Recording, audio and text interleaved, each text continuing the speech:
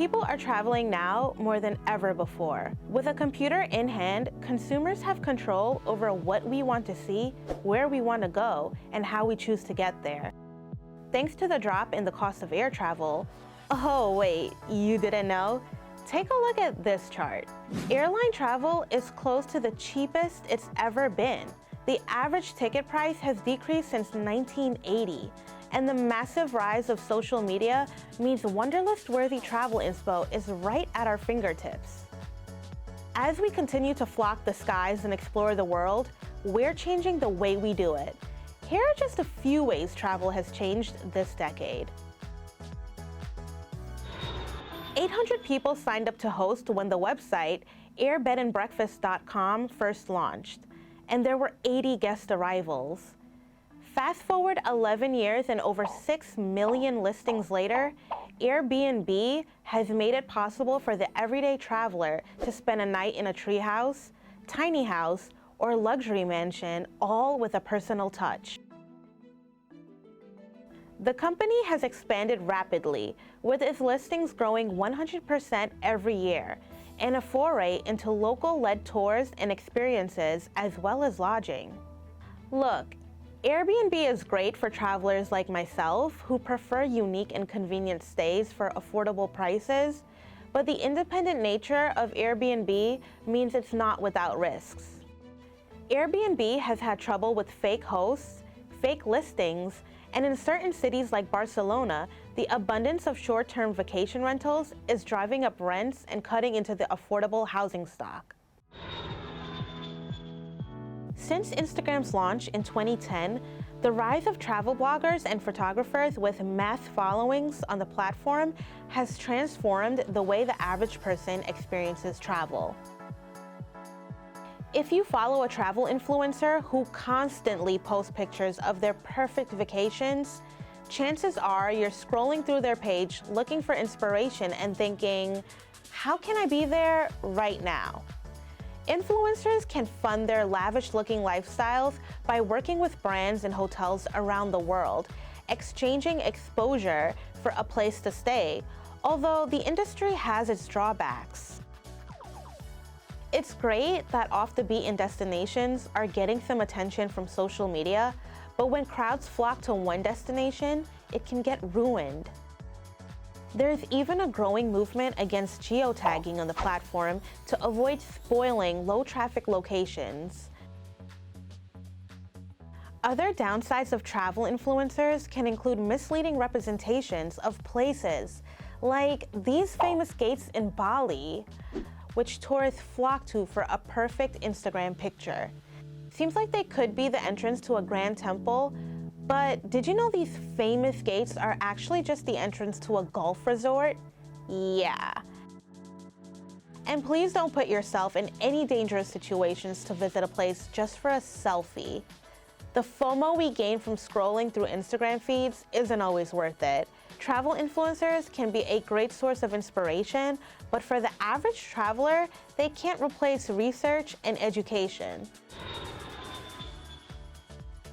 With such a massive increase in overall travel over the past decade, jet travel and development have caused some environmental issues.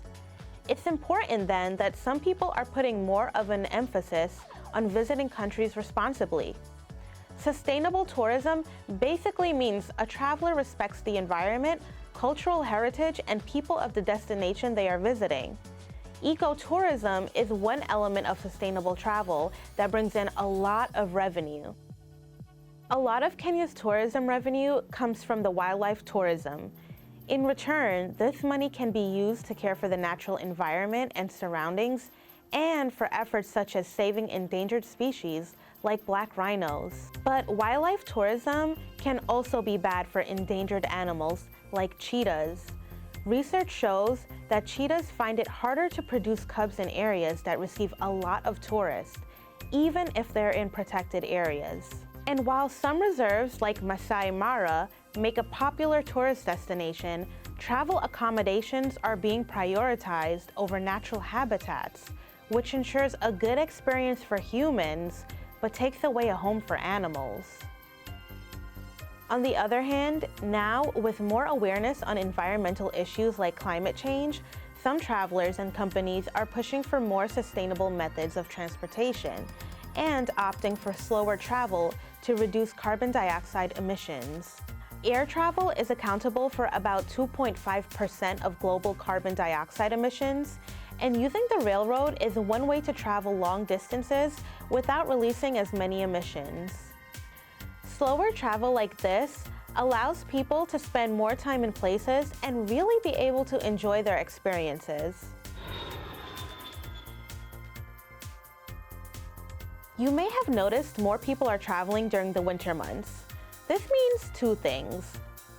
During winter, instead of flocking from the cold weather to warmer destinations, travelers are more interested in experiencing other countries during the cold months and even seeing how the holidays are celebrated in other cultures. Finland, a top winter destination, continues to see growth in tourism each year. Another reason to travel during the winter is because it's considered off-season, which means travelers can avoid high prices and large crowds. In 2017, a Qantas Airlines survey found that about 80% of Americans would consider traveling during the winter. It's just more relaxing with less crowds, and hey, by saving on airfare, you'll have extra cash to indulge in more food and activities during your vacation.